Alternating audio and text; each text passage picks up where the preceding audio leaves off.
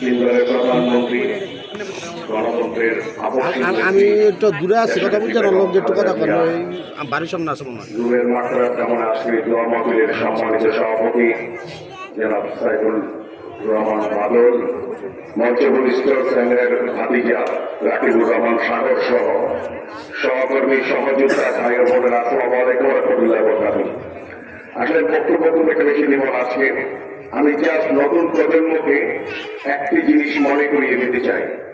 শহীদ রাষ্ট্রপতি জিয়াউর রহমান ৭৫-এর ১৫ই আগস্টের পরে যখন এই দেশে টালমাটাল অবস্থা ছিল, রাজনীতিতে কোনো শৃঙ্খলা ছিল না, যখন এই অবস্থা চলতেছিল, তখন কিন্তু এই সাধারণ জনগণ এবং সৈনিকরা মিলে তাকে ক্যান্টনমেন্ট থেকে মুক্ত করে এনে রাষ্ট্র ক্ষমতা অধিষ্ঠিত করেছিলেন।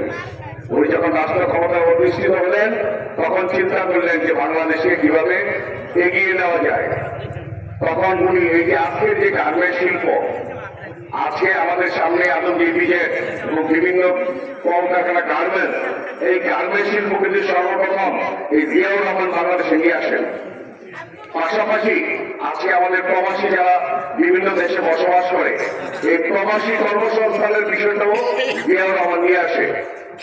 তারই ধারাবাহিকতায় দেশনেত্রী বেগম খালেদা জিয়া একজন ওনার জিয়াউর রহমানের মৃত্যুর পরে আজকে কিন্তু জিয়াউর রহমানের ৯০তম জন্মদিন। আজকে ৯০তম জন্মদিন আজকে জিয়াউর রহমান সাহেবের। আর আজকে আমরা গত ৩০শে ডিসেম্বর আমরা হারিয়েছি গণতন্ত্রের মা দেশনেত্রী বেগম খালেদা জিয়াকে। আপনারা ইতিমধ্যে জেনেছেন যে ওনার মৃত্যুর বিভিন্ন কারণ ওনার স্মরণ সভায় অনেকে বলেছেন। যাই হোক, আমি ওইদিকে যাব না। আমি যে জিনিসটা সবচেয়ে বেশি গুরুত্ব দিতে চাই, আমাদের এই ৭ নম্বর ওয়ার্ড, কদমতলী, উত্তর পাড়া বলি, দক্ষিণ পাড়া বলি, কাশেম পাড়া বলি, সবকিছু আমরা সিদ্ধিরগঞ্জ ইউনিয়ন বা সিদ্ধিরগঞ্জ থানা এলাকার বাসিন্দা। এই এলাকাতে বিভিন্ন জেলা থেকে এসে আমাদের নতুন নতুন বসতি স্থাপন করে আমাদেরকে কিন্তু উন্নত জায়গা হিসেবে কি করে দিয়েছেন, আপনারা তৈরি করে দিয়েছেন। আপনারা যদি না আসতেন তাহলে আমাদের এই জায়গা জমি দামও বাড়ত না, আমাদের এখানে জীবন মানও বাড়ত না। তাই আগামীতে এই ধারাবাহিকতায় আমাদের আজহারুল ইসলাম মান্নান সিদ্ধিরগঞ্জ এবং সোনারগাঁয়ের বিএনপি মনোনীত প্রার্থী, যিনি একজন সহজ সরল মানুষ, সাধারণ মানুষ। আপনারা হয়তো তার সাথে কথা বললে বুঝতে পারবেন তার ভিতরে কোনো ভোট নাই, প্যাচ নাই, একেবারেই সহজ সরল সাধারণ মানুষ। আপনারা আমরা যেরকম ঠিক ওই রকম। জনাব তারেক রহমান সাহেব বিদেশে বসে উনি কিন্তু সারা বাংলাদেশের ৩০০ আসনের মনোনয়নটা উনি ওনার স্থায়ী কমিটির মেম্বারদেরকে নিয়ে উনি যখন ঘোষণা করেন, তখন কিন্তু আজহারুল ইসলাম মান্নান সাহেবের নামটা আসছে। কেন আসছে?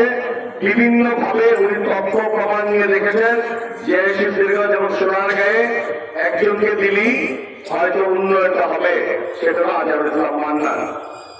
আমাদের সৌভাগ্য যে আমরা একজন ভালো মানুষ পেয়েছি, আগামী দিনে ওনাকে দিয়ে আমরা কাজ করাইতে পারবো। আমাদের এই এলাকায় সিদ্ধিরগঞ্জের অনেক সমস্যা আছে, যেটা আমি অনেকবারই অনেক মিটিং এ বক্তব্যে বলেছিলাম। প্রথম যেদিন ওনার সাথে আমার সাক্ষাৎ হয় সেদিন আমি বলেছিলাম সিদ্ধিরগঞ্জের সর্বপ্রথম প্রয়োজন হলো একটি মেডিকেল, যেটা আমাদের প্রাণের দাবি। উনি সাথে সাথে বলেছে এই মেডিকেল আমি করব, এবং প্রায় সময় উনি বলে সিদ্ধিরগঞ্জের সর্বপ্রথম মেডিকেল।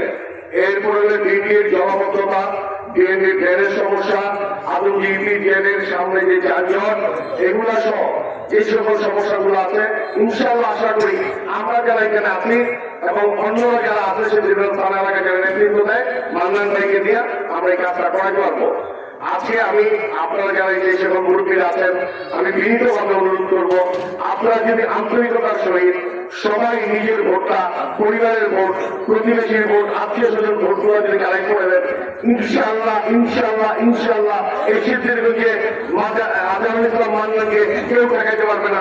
ইনশাআল্লাহ বিপুল ভোটে আমরা বিজয়ী করতে পারবো। এই আহ্বান জানিয়ে আমি আমার বক্তব্য শেষ করছি। খোদা হাফেজ, বাংলাদেশ জিন্দাবাদ।